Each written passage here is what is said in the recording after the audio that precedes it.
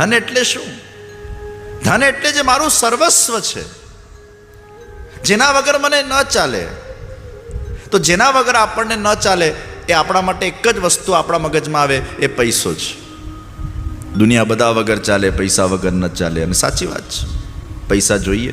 ગાડી હોય તો પેટ્રોલ જોઈએ, પણ પેટ્રોલની અહેમિયતતા એટલી બધી પણ ન વધી જવી જોઈએ કે ગાડી ચલાવતા આપણે પેટ્રોલ પેટ્રોલ પેટ્રોલ પેટ્રોલ એનું જ ચિંતન કરીએ અને જ્યાં પહોંચવાનું છે એ ભૂલાઈ જાય. જીવન પૈસા વગર ન ચાલે એ જોઈએ, પણ જીવનનું ધ્યેય જ્યાં પહોંચવાનું છે એ હોવું જોઈએ. પેટ્રોલ ન હોવું જોઈએ, પૈસો ન હોવો જોઈએ.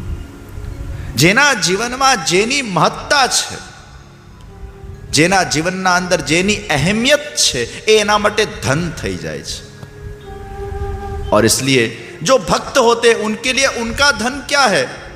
उनके निज सेव्य स्वरूप जो उनके घर ठाकुर जी विराजते हैं, वो उनके लिए सबसे बड़ा धन हो जाता है.